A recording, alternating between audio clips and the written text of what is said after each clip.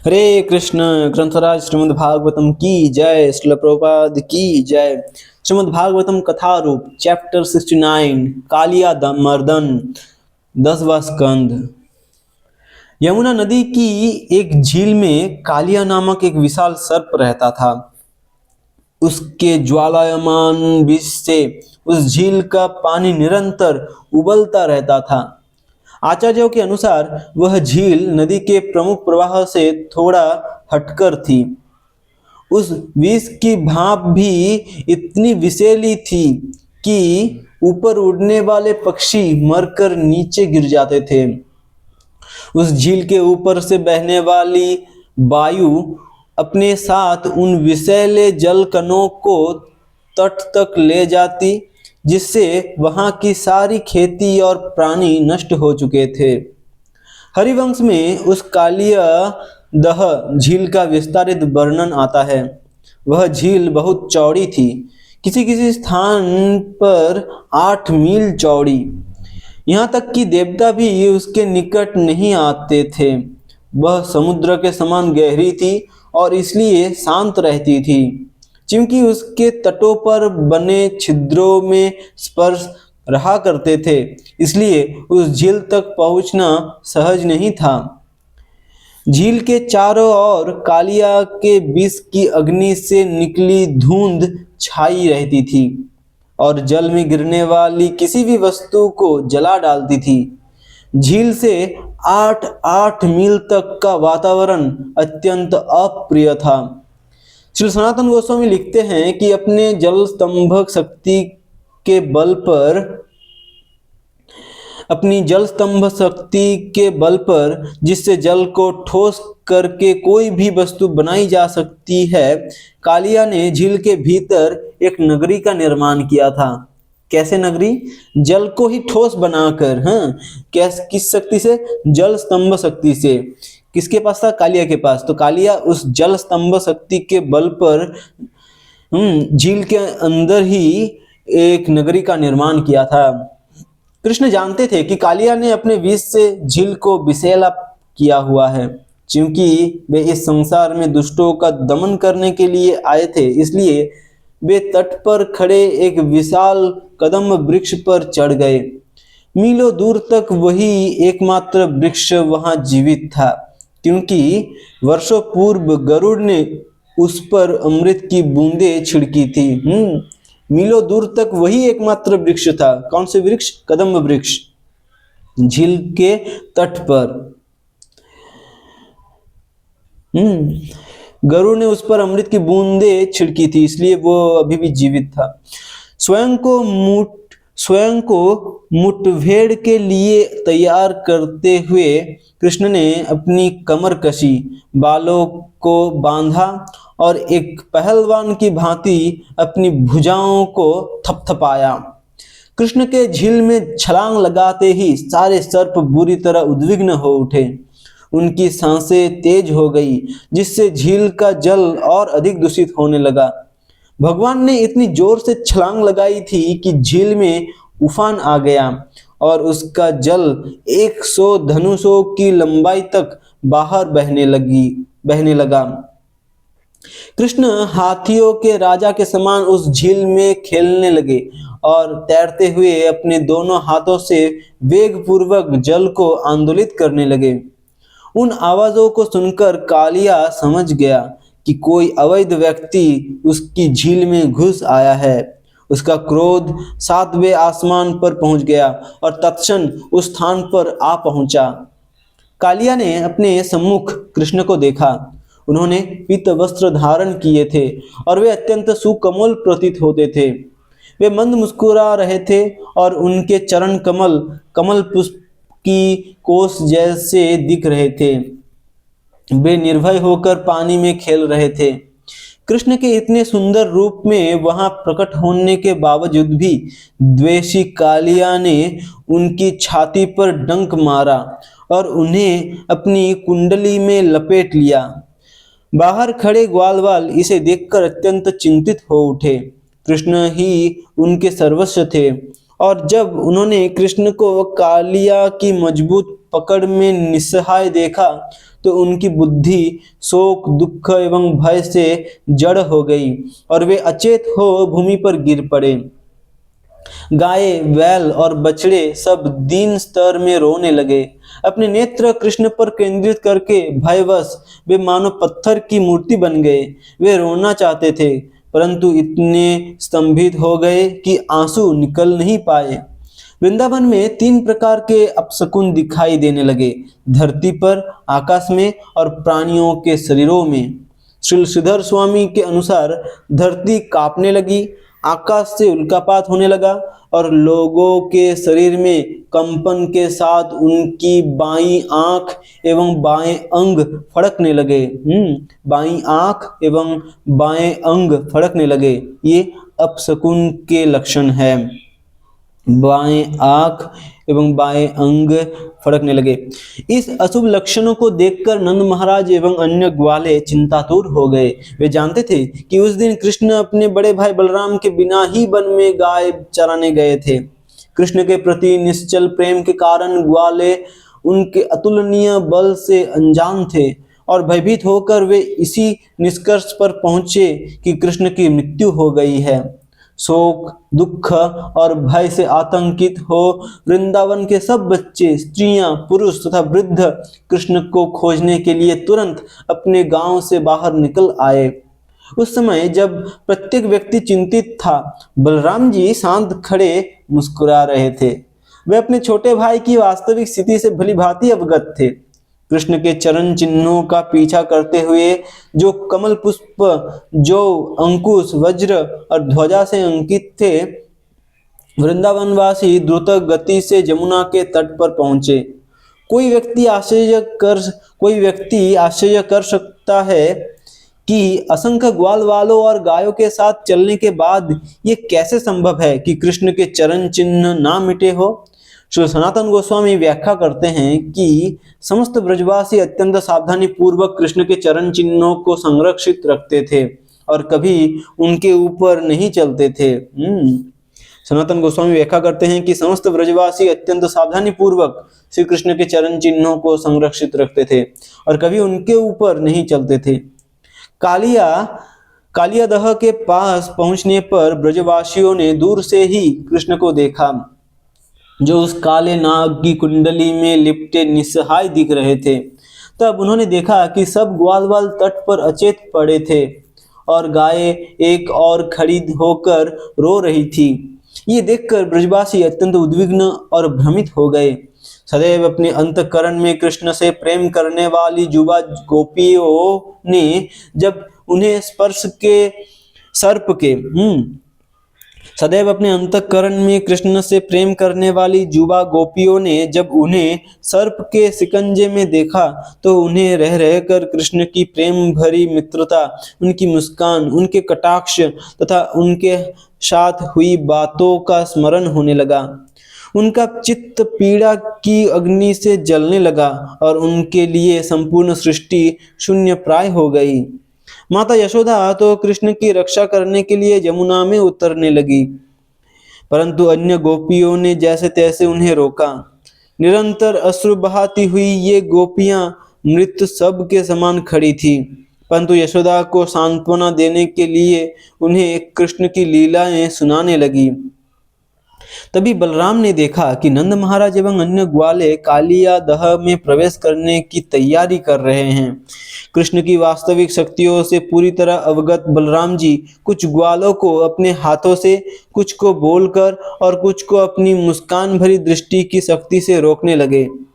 लगभग 2 घंटे तक कृष्ण उस सर्प के चंगुल में थे। अरे बाप रे! लगभग 2 घंटे तक कृष्ण उस सर्प के चंगुल में थे और एक सामान्य मनुष्य का अभिनय कर रहे थे। परंतु जब उन्होंने देखा कि ब्रजवासियों के प्राण बस निकलने ही वाले हैं, उन्होंने हल्का सा झटका दिया और उस सर्प के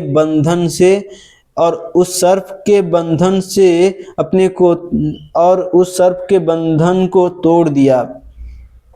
कृष्ण ने अपना शरीर बढ़ाना आरंभ कर दिया और असहनीय पीड़ा के कारण कालिया को उन्हें छोड़ने के लिए बाध्य होना पड़ा। पराजित कालिया क्षुब्ध हो उठा और अपने भयानक फना फैला लिए। कालिया क्षुब्ध हो उठा और अपने भयानक फना फैला लिए। वे तेज सांसें लेते हुए अपने नथुनों से विषैली वायु छोड़ा रहा था। उसकी आंखें अग्नि के समान धधक रही थी। विषैली अग्नि से युक्त अपनी आंखों से निरंतर कृष्ण को घूरकर देखते हुए वो बार बार अपनी द्विशाखीय जिह्वा से अपने होठों को चाट रहा था। परंतु कृष्ण कालिया के चारों ओर तेजी से चक्कर लगाते हुए उसी प्रकार खेलने लगे जिस प्रकार सांप को पकड़ने से पहले गरुड़ कुछ समय उसके साथ खेलता है। कालिया भी भगवान को डसने का अवसर ढूंढने के लिए उनका पीछा करने लगा। अंततः कालिया थककर चूर हो गया। इस अवसर को देखकर कृष्ण ने अपने एक हाथ से कालिया के फन को नीचे दबाया और उसके ऊपर जा चढ़े। समस्त कलाओं के स्रोत और नृत्य में पारंगत श्री कृष्ण तब कालिया के फनों पर नृत्य करने लगे और कालिया के सिर पर लगे विभिन्न रत्नों की आभा से उनके चरण कमल एक विशिष्ट लालिमा से सुशोभित हो गए। जब स्वर्ग के निवासियों जैसे गंधर्वों, सिद्धों, महर्षियों, चारणों तथा देवताओं की पत्नियों ने भगवान की नृत्य कला के इस अद्भुत प्रदर्शन को देखा तो वे सब तुरंत नीचे आ गए। अत्यंत हर्षित होकर वे भगवान की स्तुति करने लगे और अब उनके इस नृत्य को और रंगारंग बनाने के लिए विभिन्न वाद्य यंत्र बजाने लगे। कालिया के 101 प्रमुख फन थे। कितने? 101 प्रमुख फन थे और जैसे ही कोई फन थोड़ा ऊपर उठता कृष्ण अपने चरण कमलों के तीव्र आघात से उसे दबा देते। कालिया अपने समक्ष साक्षात मृत्यु को देखने लगा। उसके सिर चकराने लगे और असहनीय पीड़ा में वो अपने सारे मुखों और नथुनों से विष की उल्टी करने लगा। एक दृष्टि से वह विष नहीं अपितु अपने पापों की उल्टी करके उन्हें कम कर रहा था। एक दृष्टि से वह विष नहीं अपितु अपने पापों की उल्टी करके उन्हें कम कर रहा था। आंखों से भी विष उगलते हुए कालिया के अंदर अब अपने फनों को उठाने का अधिक साहस नहीं रहा। बीच बीच में जब वो अपना कोई फन उठाता तो कृष्ण तुरंत उसे दबा देते और जैसे ही वे उसे दबाते आकाश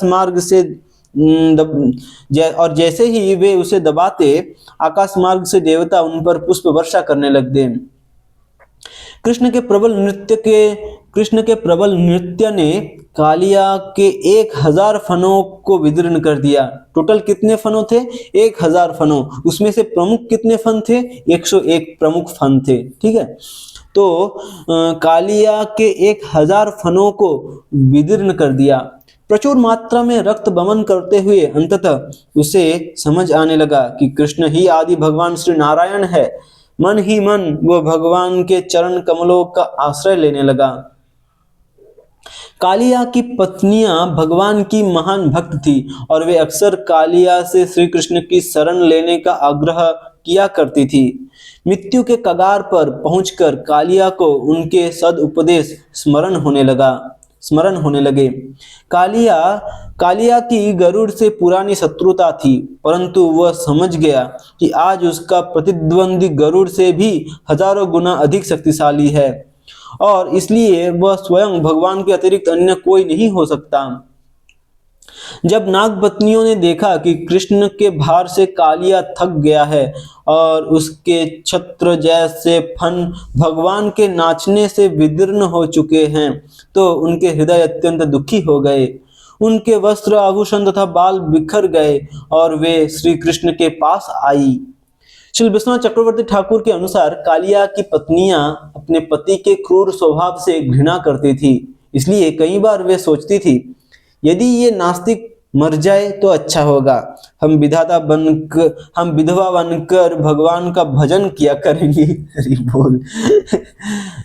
विश्वनाथ चक्रवर्ती ठाकुर के अनुसार कालिया की पत्नियां अपनी पति के क्रूर स्वभाव से घृणा करती थी, इसलिए कालिया की पत्नियां कई बार ये सोचती थी कि यदि ये नास्तिक मर जाए तो अच्छा होगा, हम विधवा बनकर भगवान का भजन किया करेंगी। परंतु आज जब उन्होंने कालिया के चेहरे पर पश्चाताप की भावनाएं देखी तो वे सोचने लगी, हम कितनी सौभाग्यशाली हैं कि हमारे पति वैष्णव बन गए हैं। हमें उनकी रक्षा करने के हर संभव प्रयास करने चाहिए। उन्होंने अपने बच्चों को सामने रखा और जमुना तट पर गिरकर लेटते हुए भगवान को प्रणाम किया। भगवान की प्रार्थनाएं करती हुई वे बोली, हे भगवान, आपने इस द्वेषी सर्प को जो दंड दिया है वो सर्वथा उचित है। वास्तव में ये उसके शुद्धिकरण के लिए आपकी विशेष कृपा ही है।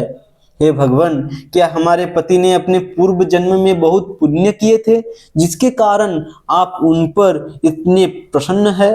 अन्यथा ये कैसे संभव है कि सर्प की पाप योनि में जन्म लेने के बाद भी इन्हें आपके चरण कमलों की धूलि अपने सिर पर धारण करने का सौभाग्य प्राप्त हो पाया?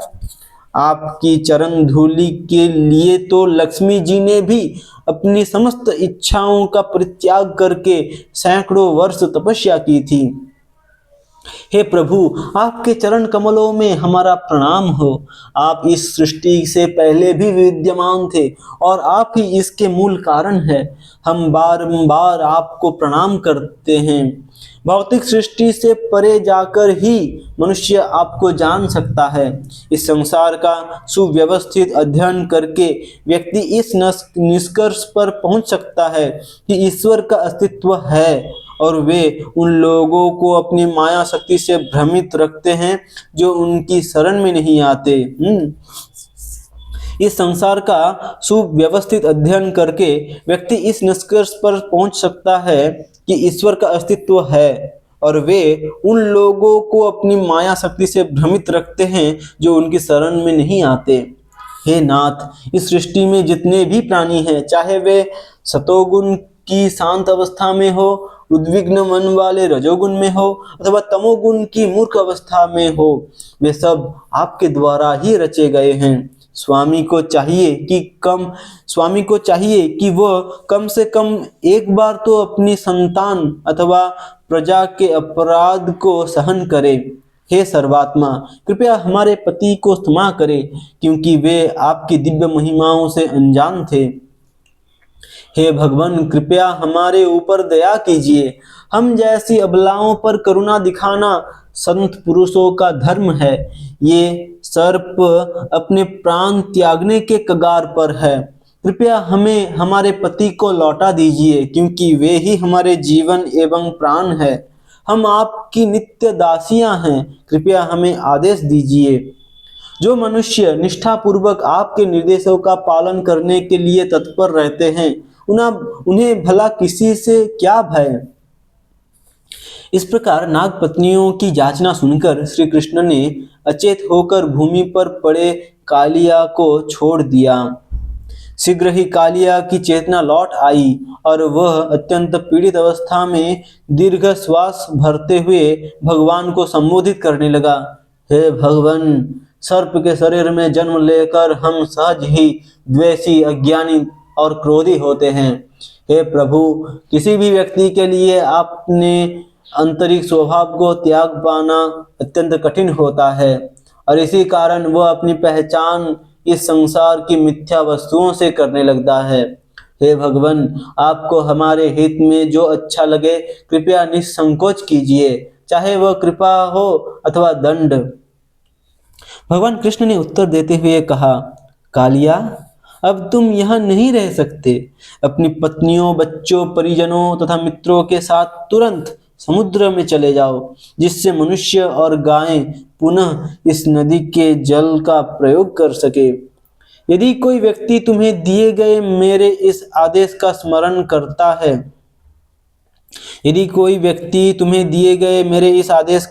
करता है और सुबह शाम इस लीला को गाता है तो वह तुम्हारे भय से मुक्त हो जाएगा।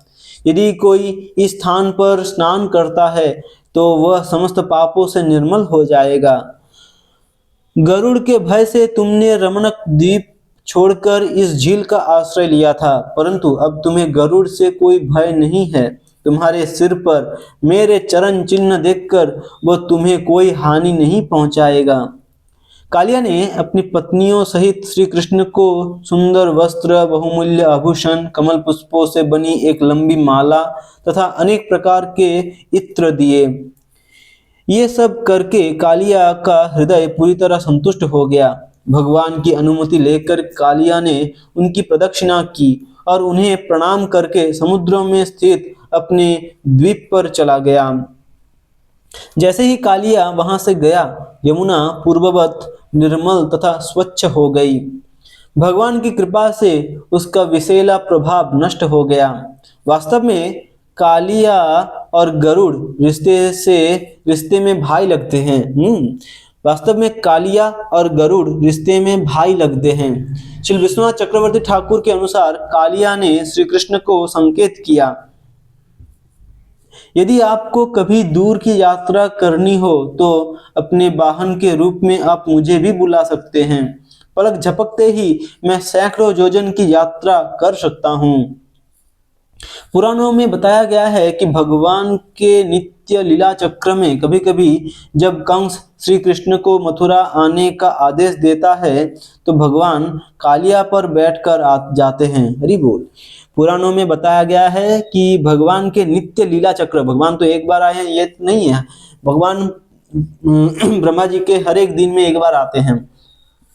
तो भगवान के नित्य लीला चक्र में कभी कभी जब कंस श्री कृष्ण को मथुरा आने का आदेश देता है तो भगवान कालिया पर बैठकर जाते हैं। हरे कृष्ण। ग्रंथराज श्रीमद् भागवतम की जय। श्रील प्रभुपाद की जय।